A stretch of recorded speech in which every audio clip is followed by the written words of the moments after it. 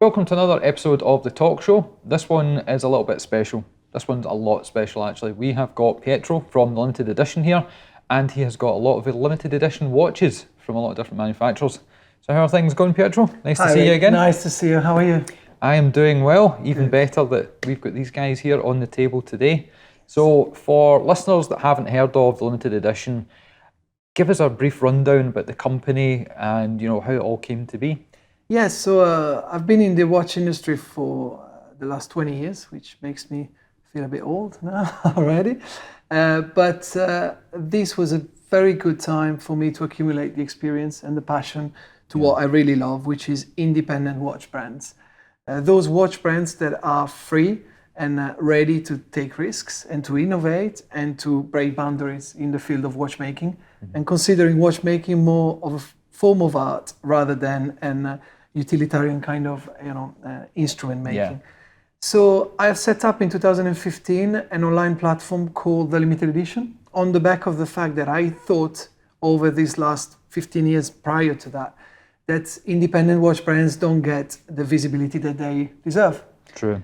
So I tried to turn a passion into a business. I became a small entrepreneur. I started this journey, and we started from 4 brands at the time. Right. What ones? Yes, the brands that were crazy enough to give us their trust. And those brands were Graham, to which I will always be grateful because they allow me to do this while I was still collaborating with the brand. Right. Custos, Andreas Streller, and the amazing Konstantin Chaykin as well. Now, 5 years down the line, we officially represent, as official retailers, 30 odd brands.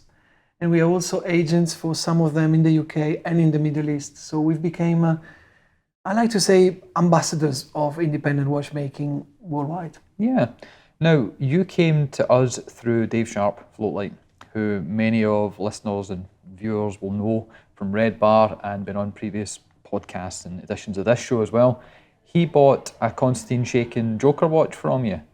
And that was kind of the inroads and the start of everything, because if it wasn't for him buying that watch, we wouldn't have seen it, we wouldn't have done a podcast, we wouldn't have done a video, we wouldn't have spoken to you. So that's kind of our entry point. So you've got some Joker watches here with you. Yes. Do you want to give us a rundown of what you've got on the table? Absolutely, yeah. The Joker is an amazing story because it all started pretty much when we established the business. Right. And being Konstantin Chaykin, unbelievably based in Russia, and I say it unbelievably because there's no ecosystem in Russia to set up a fine watch manufacturing. But if you actually go to Moscow, you can see it's all for real, it's all happening there, and at an extent that is actually really amazing. Then people couldn't quite believe that there was a retailer in Europe being able to, to organize logistics and everything from Russia. So people like Dave Sharp have been our customers, yes, to acquire one of the most incredible stories in independent watchmaking over the last few years. So the Joker was launched in 2017 as a steel version in 99 pieces, and it was priced at $7,500. And of course, as you can tell from the layout, is not your usual timepiece. It is an artistic interpretation of time telling, where an artist like Konstantin Chaykin has decided to flip completely over the way of showing the time. Yeah. Keeping certain high standards, of course, which we can discuss about, but giving a layout that is very much Marmite, if you like, because everybody completely appreciates that you might like or not like such a layout. A little bit like, when Picasso started to flip shapes over with the cubism. Let's have a look then. Yes, absolutely. Here we go. Now, this isn't the original. This one here is the Night Joker, yeah? Yes, the Night Joker is the one that was developed right after the Steel Joker. We developed it exclusively with Konstantin. And we had the humble, but I thought really good idea of introducing a night vision of the dial. So the dial at night has a very bright luminescence and makes it really unique. So from the Joker, we came to the Night Joker. And this was the first luminescent version of the Joker. 50 pieces limited edition, all dark. So obviously the case is PVD coated.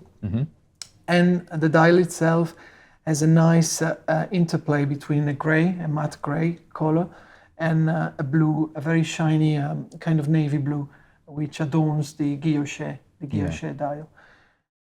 Now, we recorded some video clips yesterday because these pieces deserve their own videos, and I will cut in some B-roll footage of it because you need to see this in macro, you need to see this close up to actually appreciate what goes in. And you mentioned the guillotine and the machining there.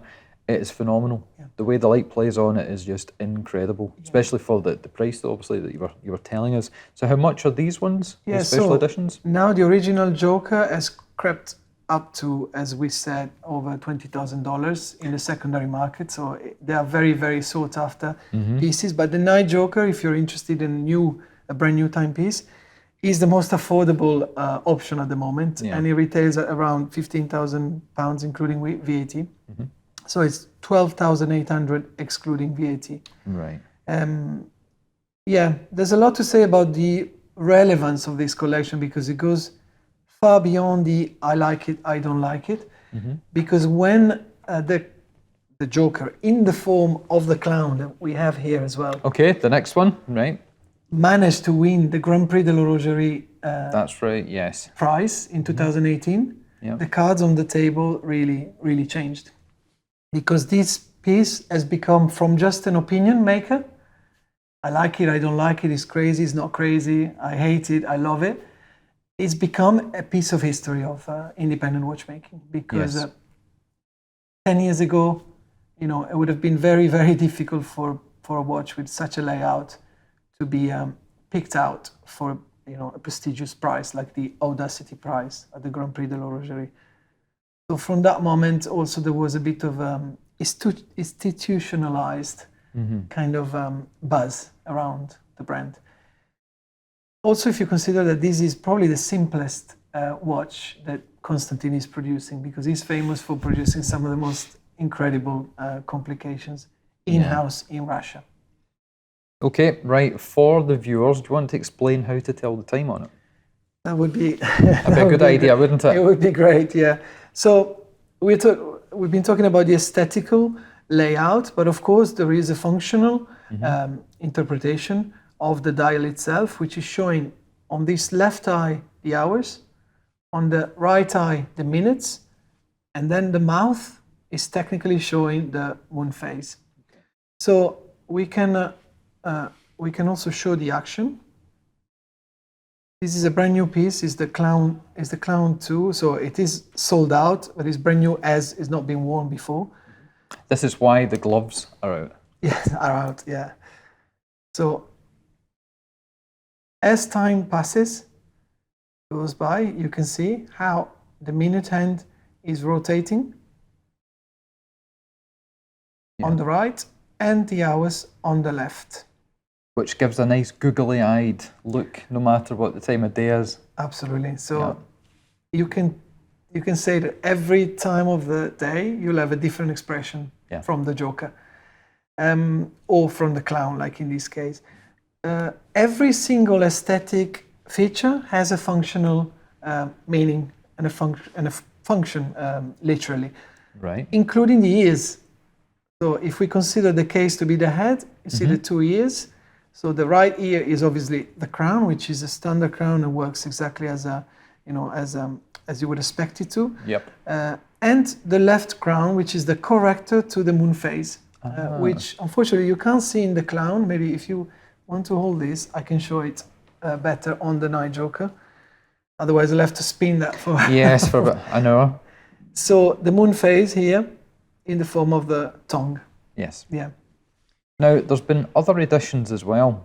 When I was at Basel last year, there was a kind of vampire one where the teeth would come down and go away. So how many different variations has he produced? So I can give you a story on this, Ricky, because of course, Chaykin was blown away by the success that the Joker had because like anything brilliant, it was a bit more of an experiment at the beginning. Like I've heard your podcast with Edouard Melan as well from Moser. some of the most amazing projects came out of experimentation and testing, and Yep. Same with Konstantin. So when he achieved this success, and all of a sudden he's been covered by inquiries, like we were as well, as the only official retailer in Europe for the Joker. Yeah. He was thinking, what shall I do? Shall I now produce, 1,000 pieces, 2,000 pieces? On the market, there are so many limited editions that are produced in those numbers, if not more. I know of limited editions produced in 7,000, 7,500 pieces, which... I've heard of Omega as well. Yeah. Yeah. So, Chaykin had the humble attitude to consult with collectors and with people, insiders of the industry. Right. And change his direction a little bit, and he said, okay, the Joker has become this amazing thing, which is nearly like a platform for creativity in watchmaking. Yeah. So instead of producing one edition in big numbers, I'm going to produce a lot of small editions, limited in number, that can cater to different kind of clientele. So to come back to your question, the Dracula came about, 13 pieces limited edition only. And the Dracula is the one, yes, with the teeth.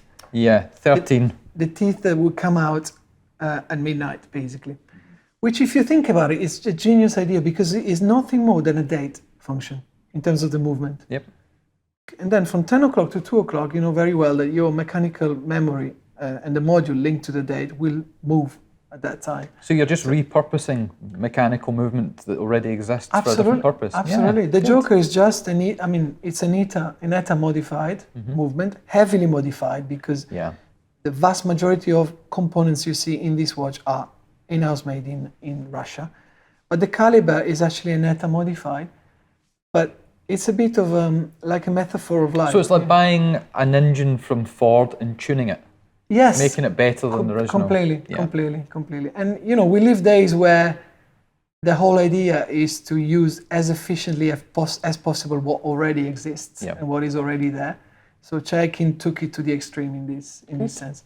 Then there have been a series of different options, like there was an Halloween watch in bronze with a bronze case, which was pumpkin coloured. Absolutely. Yep, remember that one? Pumpkin. That was one piece. Oh, right. One piece. Okay. So it's been so good in creating the expectation and then, limiting availability.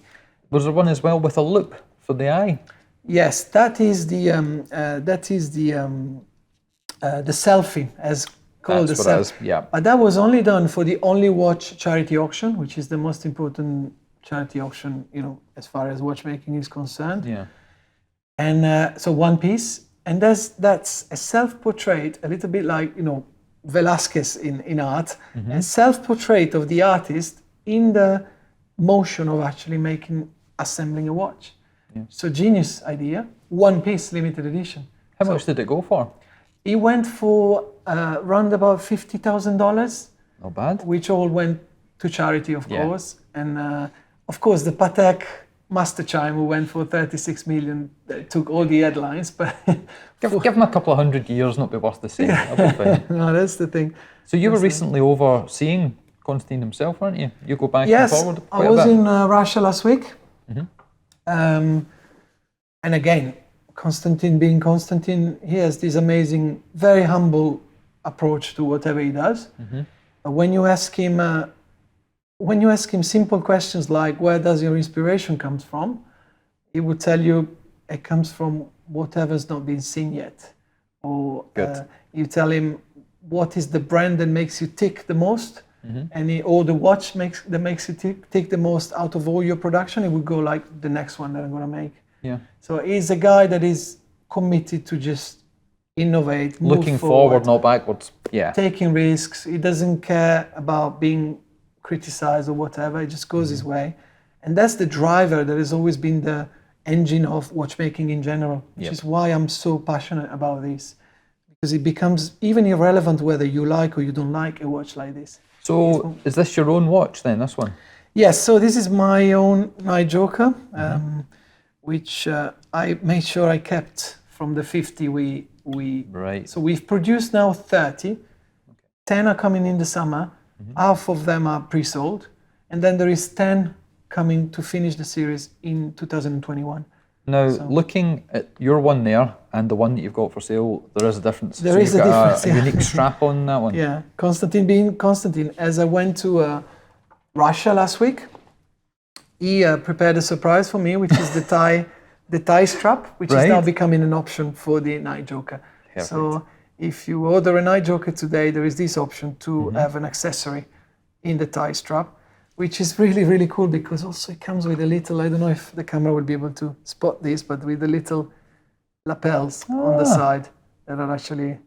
That is brilliant. Yeah, it's really, really cool. It's putting fun back into watches, and as I said to you yesterday when we were recording other videos, you know, it's a hobby, and hobbies are supposed to be fun. We've all got our phones, we could be using £20 Casios if it was just about telling the time, but the passion, and seeing one of these guys, as soon as I saw Dave's one, I wanted one, but the price just went rocketed through the roof. But no, they're absolutely amazing pieces. And like you say, he's done other things as well. Yeah. When I was at Basel last year, he was at the Independence Hall with, I think it's Anderson, Genève? Yes. They did the Dogs Playing Poker watch. Yes. They, funny enough, I'm working at the moment on a unique piece based on that Anderson Genève automaton, because it's actually an automaton. You can't even call it a watch. But it goes even beyond, so there are no limits. But yeah, with Anderson, he managed to give a 3D kind of element to the Joker through a real automaton. So putting the Joker into the context of a Batman scene that you can see at the back. That piece was in gold, the one you saw, and we're working on a unique piece in steel. Okay. So it's a bit of a surprise, but it's something that will happen as well. Yeah. Fantastic. We do a lot of bespoke. Is he ever coming over to the UK? Are we going to get to meet him? So the surprise this year is we are working. So with the limited edition, we are official partners of the Watchmakers Club event. Yeah. The Watchmakers Club is an association of all the independent watchmakers. The promoter of this is David Brailsford from Garrick Watches. Yes, heard of them. Yep. Yeah, so Garrick is one of the brands that is chasing the holy grail of bringing back fine watchmaking into the UK. Yeah. And they're well on track to that, because they reckon they've reached 70% of the production in the UK now. We are official retailers for them, but more importantly, we support this project of federating all the independent watchmakers together. Yeah. So with no QP this year, with no major fine watchmaking events, in June the Watchmakers Club event will be the main gathering for watch brands. So, okay. And the surprise is that Konstantin will join that event. He's coming over. Yes, he's coming over from Russia, and we convinced him and invited him, and with brands as well like HYT, brands like Louis Monet, Armin Strom, and Garrick, of course, Andrea Strella, Schwartz Etienne, Arnold and Son. So big players, if big hitters. If you're into independent watchmaking, it's just the best event you can ever see in the UK. And when's this? Have you got a date for the show? I should have.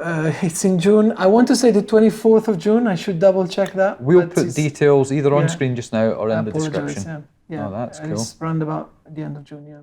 Fantastic. All right, well, let's move on to something else, and I'll let you pick from the box. Yeah, so still on a theme of hardcore contemporary watchmakers, because there is also a distinction between contemporary watchmakers and independent watch brands. True. So independent watch brands, they sometimes relay a story that dates back to years ago or centuries ago, or reviving a company, or reviving a name that belongs to the past. But one of the segments that is really getting huge attention is the contemporary watchmakers, who are now treated as contemporary artists, as it should be. One of them is Stepan Sarpaneva, a very talented designer, watchmaker, based in Finland. Have you got something against Swiss people? Let me think. No, I haven't mentioned any Swiss brands yet. It's all these other folks. I know. There is a bit of Switzerland here, a bit of Switzerland in the Cherokee. True enough. Because in Switzerland there will always be that ecosystem that allows you to do things in a certain way. We are in an industry where little it counts if you do or not do something. What it counts is how you do it. But the fascinating story about these guys is the fact that they're actually based outside of Switzerland, and they've managed to reach levels of quality, like on this piece by Stepan Sarpaneva, that are absolutely outstanding. And mind that these efforts that are putting in place are inspiring the Swiss industry to push, to push on. Keeping them on their and toes. To push forward. Yeah. So Stepan is one of those that has become one of the most popular within the most established collectors in the US, in Singapore, in Hong Kong, in Europe, and in Japan.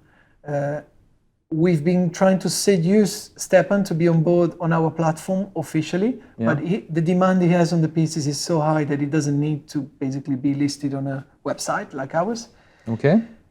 So I've been begging to purchase from him, and finally we managed this year to purchase our first piece, which is not just a piece, it's a unique piece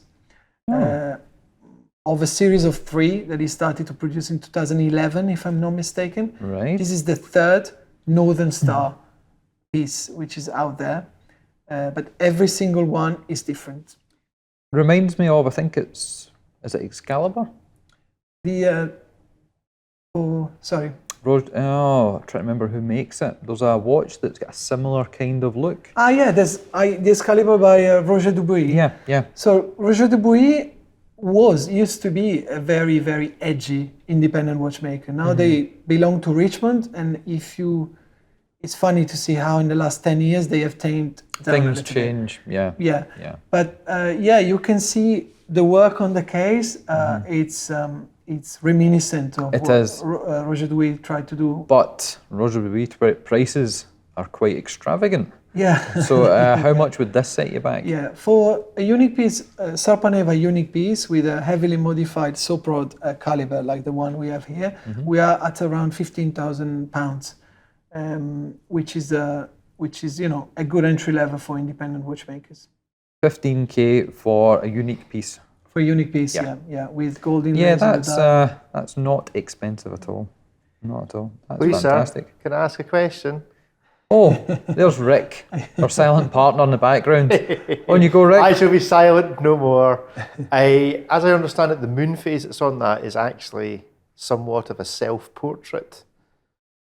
Yeah, Stepan is known for his cheeky and bitter take on his art. Yeah. And there is a lot of himself in the development of his own pieces, and his moon phase is probably the most iconic. Yes. And is the one that is easily recognizable, as well as when you look at a marketing campaign by Stepan, because you can see him in the moon phase itself. I thought it was Gru from Despicable Me. Yeah, well, it can be quite despicable. Fair enough. Stepan himself is... No, this is incredible. When we did the video on this one yesterday, just putting the watch down without playing with the lights or anything like that, because of the contouring and the shapes and the curves, it captures light from every single angle. It's one of the most photogenic pieces I have witnessed. You couldn't take a bad photo of this. No, that is great. Perfect. To come back on Rick's question as well, it's quite obviously spooky because there are 2 moon phases and not one. And because there's no dial, the moon phases are set on a plate that is actually rotating all the while, giving you then the exact moon phase period in the indicator here at 6 o'clock. Oh, is that what that is? Yeah, so it's all set on a synodic period of 29 days. Okay. And it will give you the real, obviously, moon phase. Right. Meanwhile, Sarpaneva has become famous for engineering his first in-house caliber on a piece called Lunations, which is a perpetual moon phase with basically no margin for error. Which has been fitting his latest. So what does that mean, a perpetual moon phase? Perpetual moon phase is, like for example, the Andrea Streller Lune Perpetuelle is a moon phase. Lune Sauterelle is a moon phase that will need to be corrected once in every 2 million years. 2 million years. So okay. That's the level of accuracy. So I won't be there.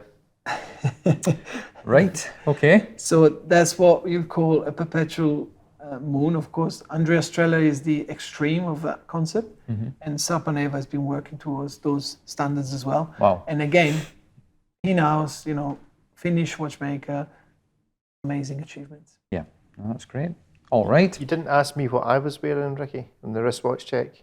I didn't really show what I was wearing either. No, you didn't. Rick, what are you wearing today? Panerai. Panerai. Great. Glad we got that elephant out of the room. Well, I'm wearing an independent brand today. This is a Hampton. I can't remember. It's a neon sky, this one. And this is sold out as well. British brand, based down south, fairly inexpensive. It was, when it was retailing, it was only £300. Swiss made, STP 111 inside, machine decorated, and yeah, the guys at Hampton, Ross and the other folks there are doing a really good job, so that's what I'm wearing today. Is it not just Ross? I'm trying to big them up. The guys down there. The guys at the Hampton. guy E.g. at Hampton. Ross. Shout out to and Ross. Rossies. And look, Ross. if you think about it, we had on the table before a Glasgow-made watch. Yep. So think about it. We're talking about an Italian manufacturer, Russian manufacturer, Finnish manufacturer, British manufacturer, and we haven't even started to talk about Switzerland. So how this industry has changed and how the boundaries have been It's taken very far. we'll see where we can maneuver next. So grab another piece for us. We have to go to Switzerland now, I guess. Okay. So one of the brands that have deeply inspired us in our journey is definitely HYT. Oh, here we go. Break out the big boys. Yeah. Yes, HYT is a completely different animal. Do you know what HYT stands for? Yes, so it's hydro timepieces. There's no way that he did not tell you that yesterday, Ricky, when you're presenting this as information that you now know. I did not know this. I did not ask this question, and that will not appear in any other video. So we made sure with Ricky we kept some Yes. secrets for I actually said we were chatting about things yesterday in these other videos, and I said, stop talking, leave some for tomorrow, because I wanted some information to be fresh so I could react to it naturally instead of being programmed before. But the video in this thing is just incredible, and the way you explained it. We'll cut forward a little bit and then we'll cut back. The fluid that's in this, how much is it per litre? Yeah, so the fluid is $11 million per litre as when it was developed. So it's the second most expensive fluid on Earth after scorpion venom, which is used in medicine, especially Oriental medicine. And inkjet printer. An inkjet printer, which is a big issue of modern life. It is. Right, so... But there's two fluids in this watch. That's correct. That's the thing that a lot of people don't realise, that there's two fluids in the watch. It's not just one. It's just that one is coloured. Well, start at the beginning. Explain the watch. Yeah, to put the watch in a context, the way we have these days to tell the time, like in a watch like yours, where the two hands are the result of a convention that was actually worked out by human beings to give a universally understandable way of understanding what time it is. It's a code. You need to decode it. Absolutely. In the ancestral, time of time telling, like in the ancient Greeks would not be interested in having a figure out of time telling. They would be interested in knowing how much of that day was gone and how much of the day was left for whatever task they had to accomplish during the day. So the paradox of HYT is that they take this ancestral concept of time telling, but they turn it into a scientific, technological mission. Okay. Because this piece here is one of the most incredible scientific pieces that I've ever handled myself and witnessed myself. When you visit HYT, the HYT factory in Neuchâtel, Switzerland, it is like being in a tech lab or like Stark Industries. Like an episode of The X-Files. Oh, even better, right? Something like that. Area 51. Something like that. So to tell you how it works, yes, Rick is very right. There are two liquids that are squeezed in opposite directions on this capillary that you see inside the dome crystal. And wherever the liquids meet, that's your time. Okay. So here, for example, is 30, as you can read from the minutes, past 6. But more interestingly, suppose that we just waken up 7 o'clock in the morning. What the watch is telling you is that a minor part of your day is gone. There is still that big part of your day to look forward to. So it is a fuel gauge for the day. Basically, Right. Basically, you're like a loading bar for your day. Yeah. Absolutely, absolutely. And it's all nice and good to say this, what the watch does, but to get there, it was a long journey and a very costly one. Oh, it looks dead simple to me. Yeah, so the liquids, of course, they can't mix when they meet. Otherwise, there will be no time telling at all. They can't, shake off when you move your wrist. They can't mess around inside the capillary. They can't stick to the capillary. They can't react to temperatures. They can't react to shocks, which is why the liquid itself is a secret recipe that is supposed to withstand all these tasks and facts that I've just mentioned. So there is the equivalent of $5,000 of liquid in the watch, so a tiny fraction of a liter. But what is incredible as well is how are the liquids spinning around the capillary.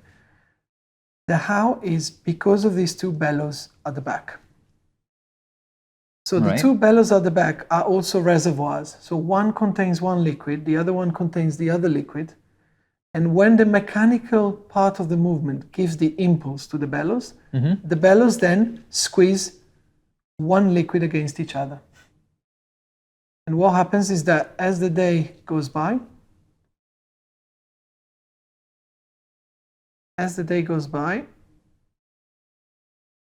obviously time progresses on the, how did you call it? The loading bar. Yeah. Like in a dashboard of a supercar these days.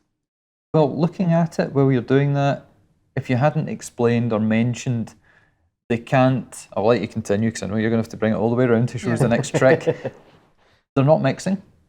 There's no bubbles. It's not sticking to the side. And it's not blending, when you mix a couple of different liquids together, then, they will emulsify sometimes. That's just, and there is no imperfections on it. Yeah, and the level of accuracy that the mechanical module has to ensure has to be greater than the normal standard horological accuracy levels, because any mistake is amplified by the liquid itself. Right. So horologically, it's relevant as well, which is why HYT has started to collaborate now, first with Audemars Piguet and Renaud Papy, then with the Cornod, and now lately with Eric Coudray, who is the inventor of the Giro Tourbillon by Jaeger LeCoultre. Yeah. Right, are we getting to the good part here? Yeah, so if you imagine then this being your past, because the green is the part of your day that is gone, and the transparent is the part of the day that is still available, you've done a full circle of 12 hours. Yeah. Luckily in a day we have 24 hours, so most of the people would work, between 7 and 5, 6. And then what happens when we hit 6 o'clock at night? The movement has mechanical memory, being able to get the two bellows to work on a retrograde function that pushes the liquid all the way back for another 12 hours cycle. Now, is there any electronics in this? Is there any motors or electronic pumps? No, it's all completely mechanical. 100% mechanical, driven by a mechanical by the movement. module, the Cornod, in this case, module up there, yeah. I just can't get my head around how that works. I think the thing about these things is I can kind of understand it when it's telling the time. It's when it's doing this. But it's when you quickly wind it on and see that it's kind of keeping up with how quickly you change the time that you go, wait a minute, this does seem like magic. Yep.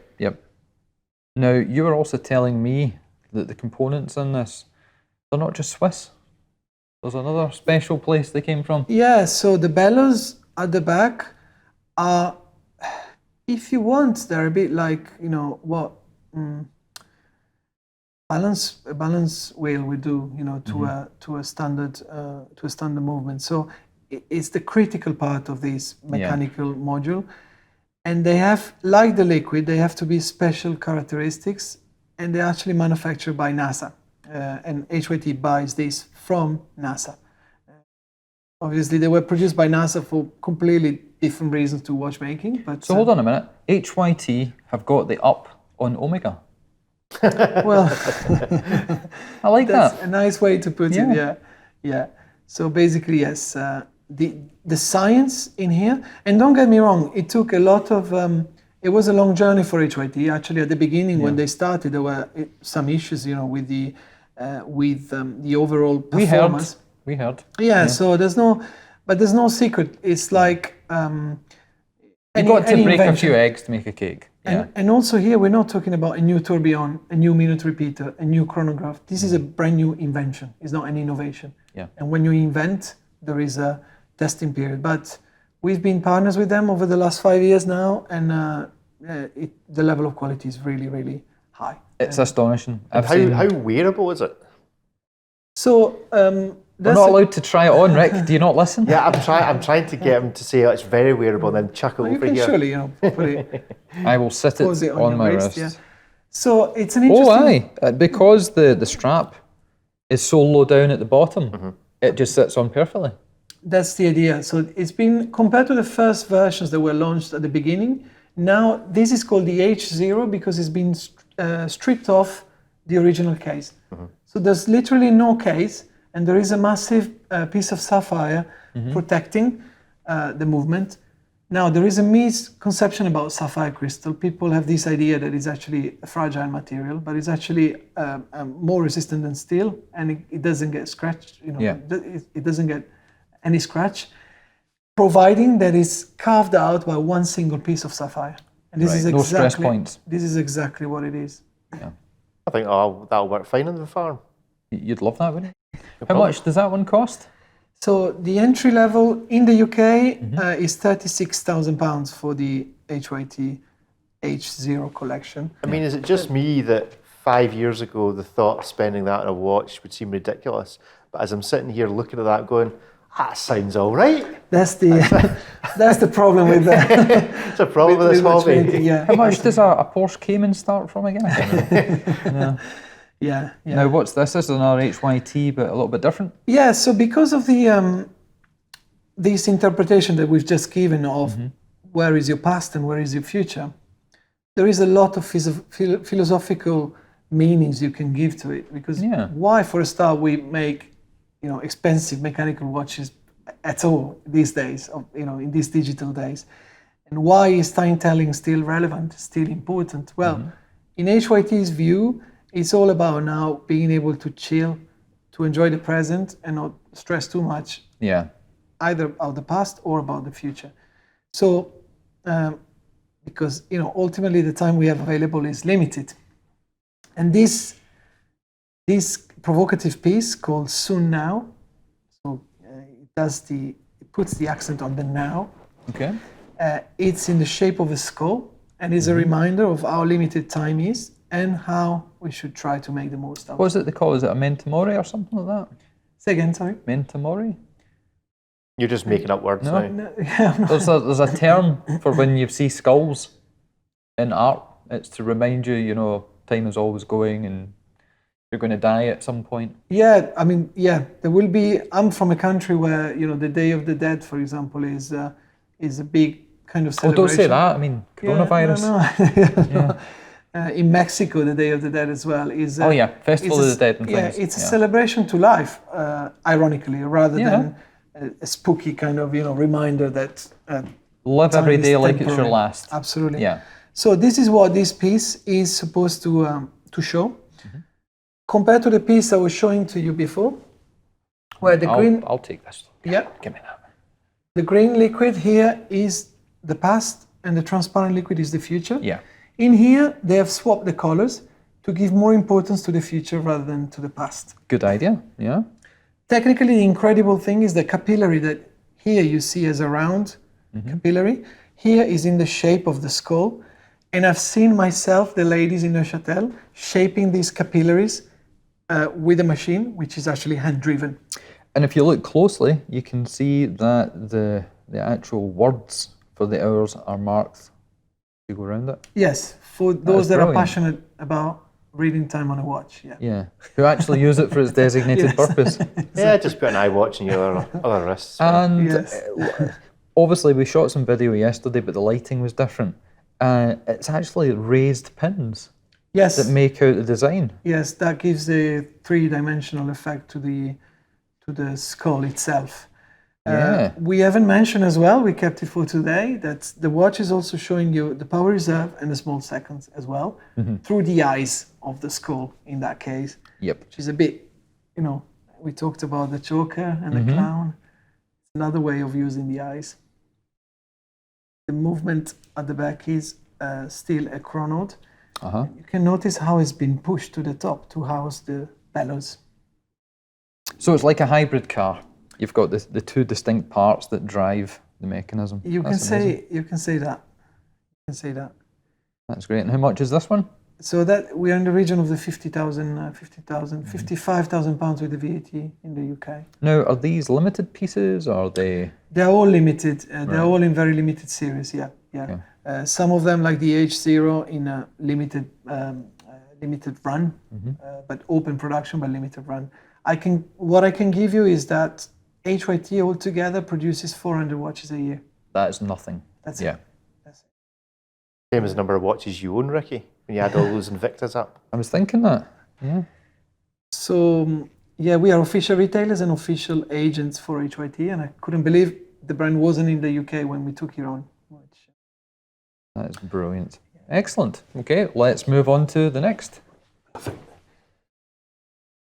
So next, a brand that has been an inspiration all the while for us, which is Moser, and actually inspired us to start with our journey in the promotion of independent watchmaking with the limited edition. So brilliant attitude and brilliant, brilliant touch in watchmaking, in the ideas and in the making itself. One of the most surprising and great pieces I've seen is this Swiss Alps watch, which is obviously Moser interpretation of modern days, where You mean an Apple Watch? I wouldn't Ed doesn't like us saying that. completely not allowed to say that, but I can say what I like. I don't care. Absolutely. Let's have a look.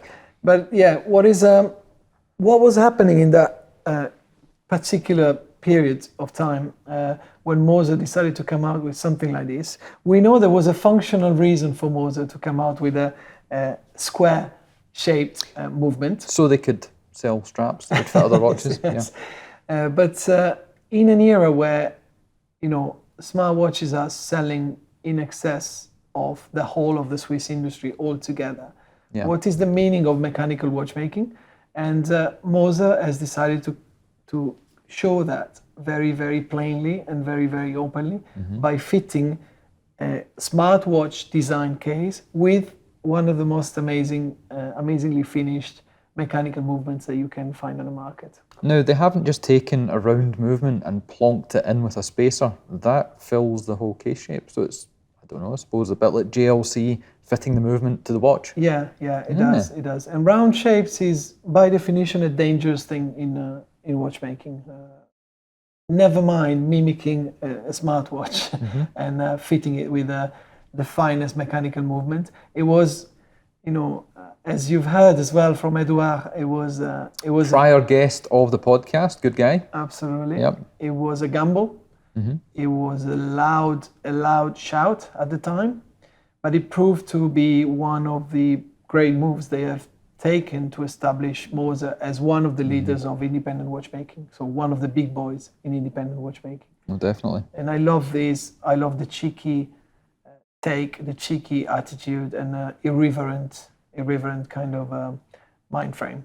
Yeah. So we have recently acquired the piece you have in your hands is a brand new Swiss Alps in white gold, cosmic green dial, one of the last that will be forever being made because it's a collection that will disappear. Because the history of this is that I think when Edouard's family took over Moser, there was a lot of square movements that were used in the historical watch that were kind of left in the parts department somewhere. So they've only made as many of these as the movements that they previously had. I think the watch was called the Henry. And so once all those movements are used, they have no intention of making any more. And because you're off screen, Rick, you can use Wikipedia when we can't. No, actually, to be fair, I knew that. Oh, okay.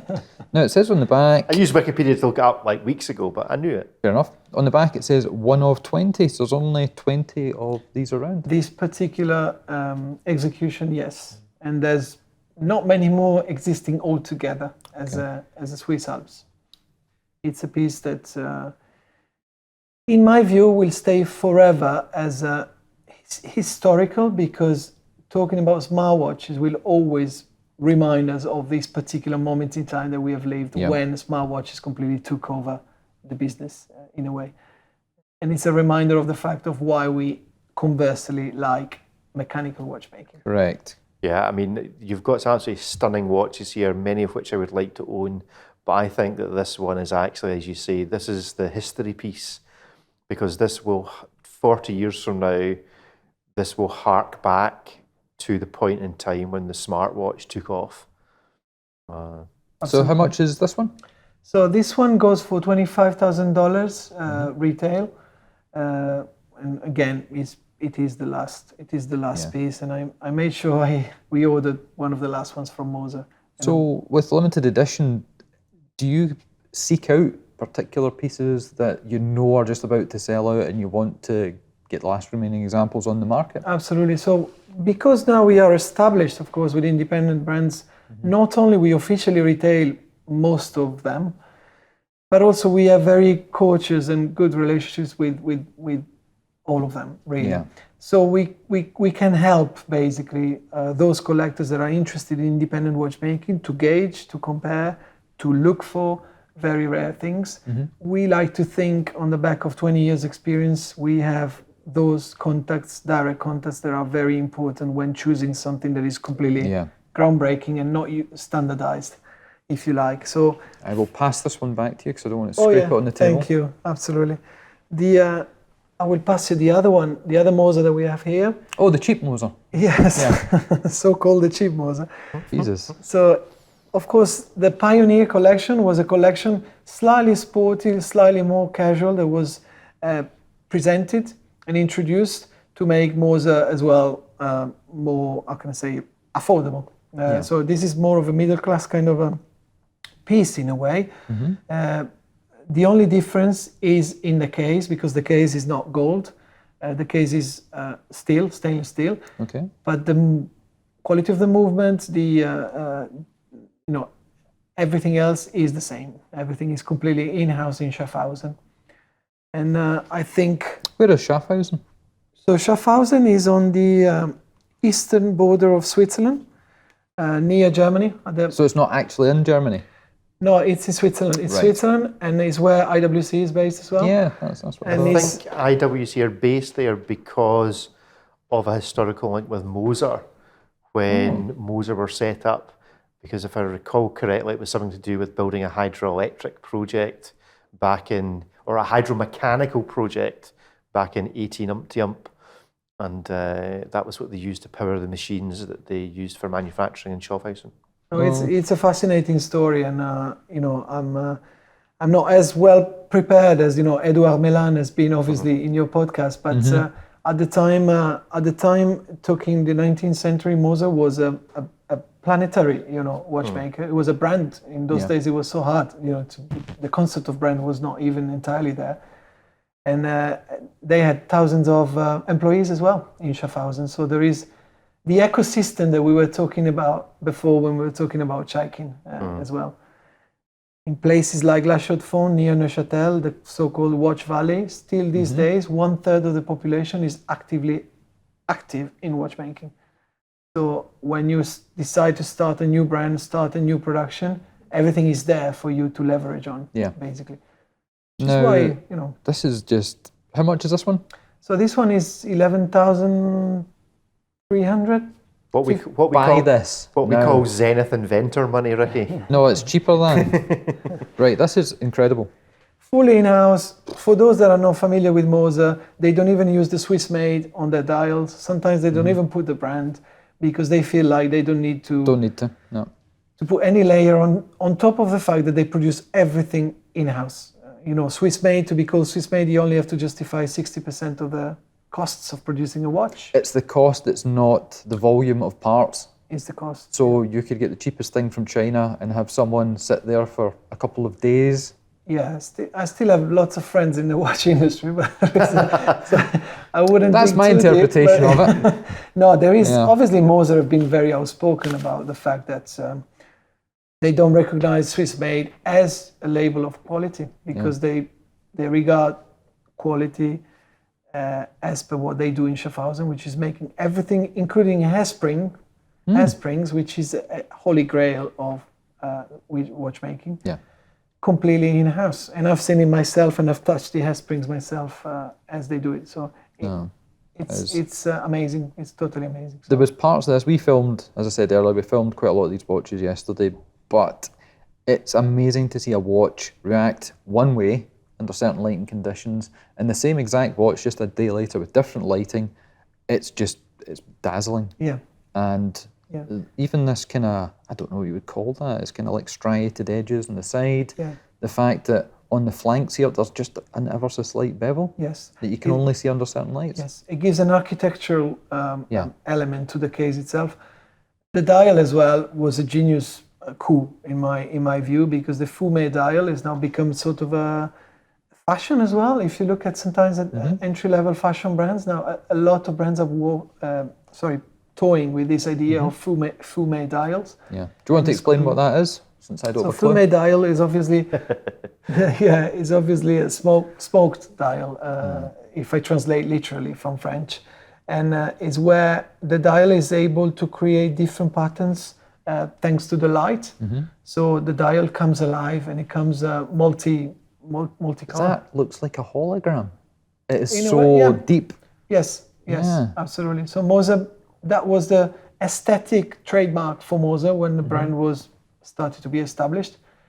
And then they have attached to it this incredible layer of in-house engineering that is unparalleled to this day in the watch industry. I love it. So when you look at big groups, they leverage on one or two movement makers within the group, and then they equip at different levels the other watchmakers within the group. So Moser does everything on his own, and actually they supply lots of other producers with their own parts. Okay, cool.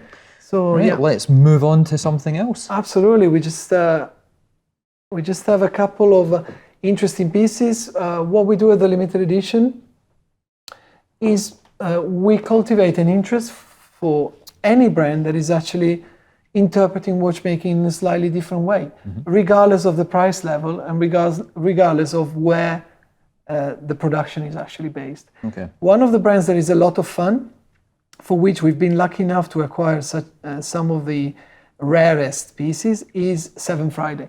SevenFriday is a brand that was set up by Daniel Niederer, like me, an old fox of the watch industry. Where did he come from? He's Swiss.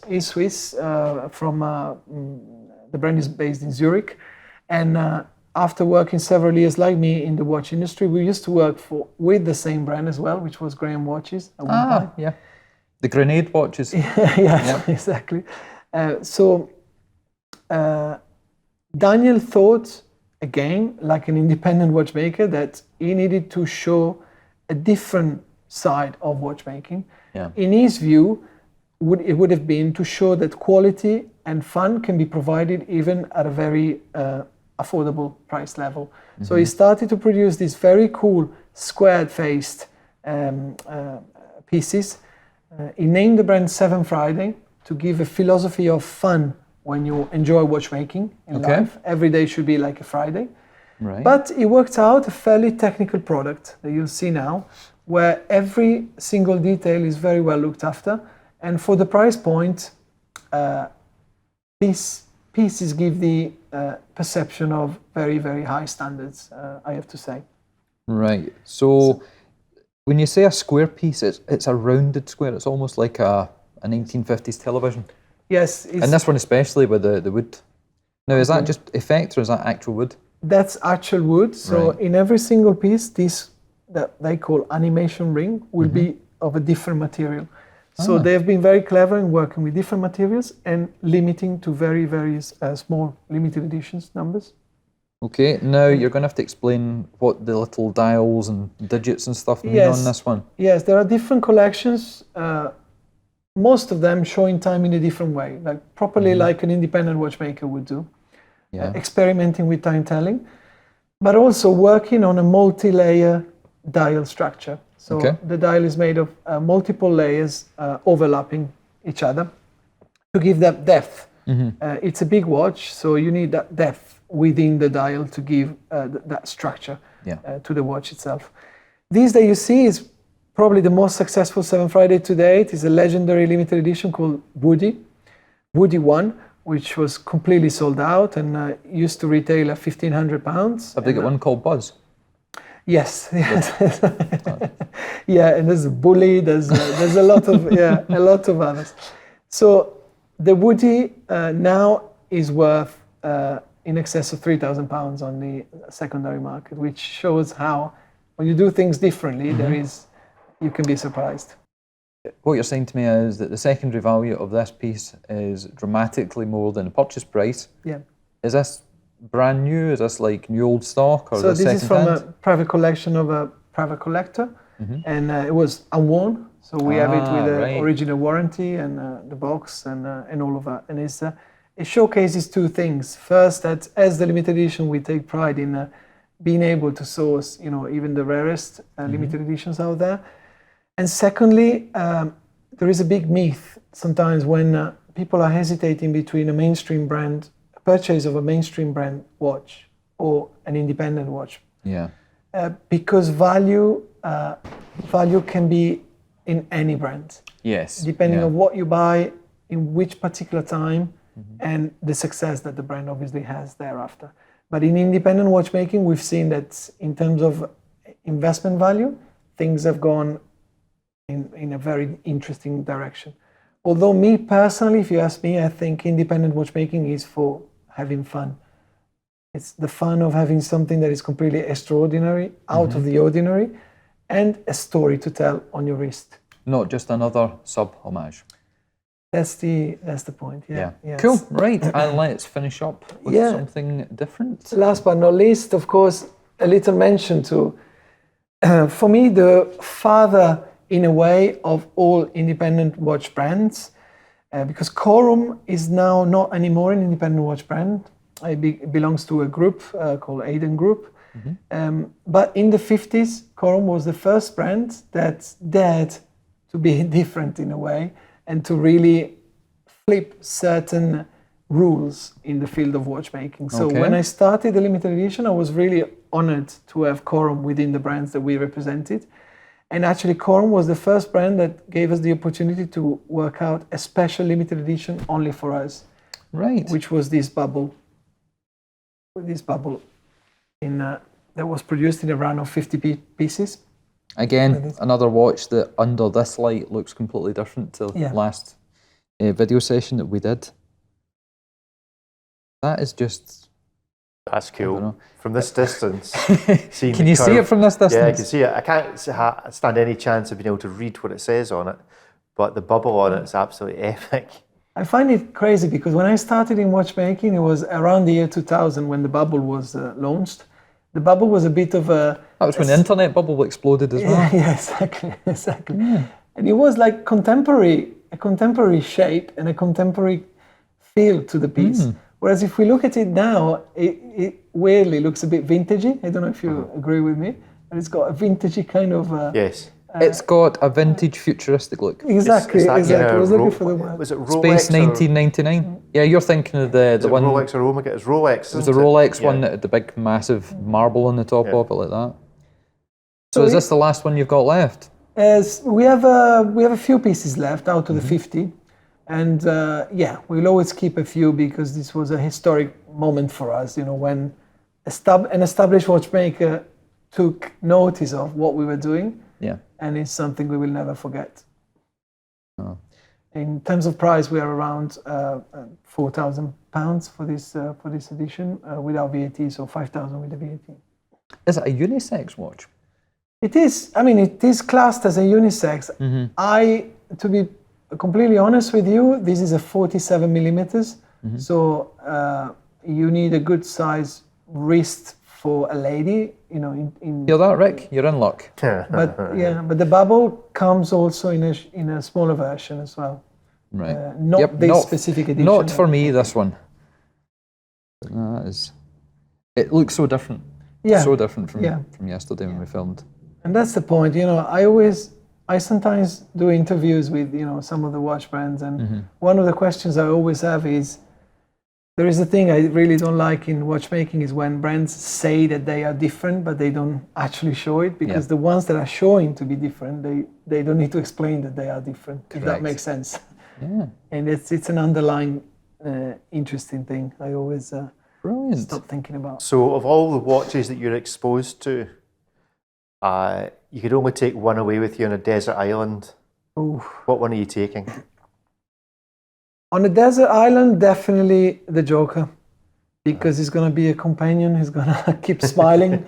He's going to cheer me up, and he's going to show me that thinking out of the box not only can be successful, but it can also be a lot of fun in the process. That's what I'm learning every day from the independent watch brands. This is the lesson I draw every single day. Yeah. Especially times we're living are times of change, times of new challenges. And I definitely think that thinking out of the box is what is the most inspiring to carry on and do well. Would have to agree with that. Well, listen, thank you very much for taking the time to come and see us. Thank you, Ricky. And showcase all these wonderful watches, and they are all amazing. Totally different, totally unique, and like you say, that's what you guys do. So if people want to check out these watches and the other ones that you mentioned, where can they find you?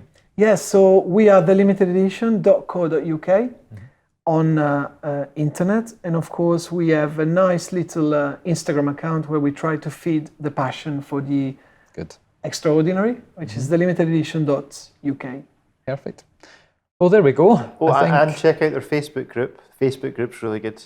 Yeah, absolutely. Yeah, the limited edition watches on Facebook, and limited edition watches is the group on Facebook. Yeah, we try to keep it alive every day and keep it interesting and give fun to people into the art of watchmaking. Obviously not as good as our Facebook group, but you know, it's all right. It's a close second. It's a close second. Good.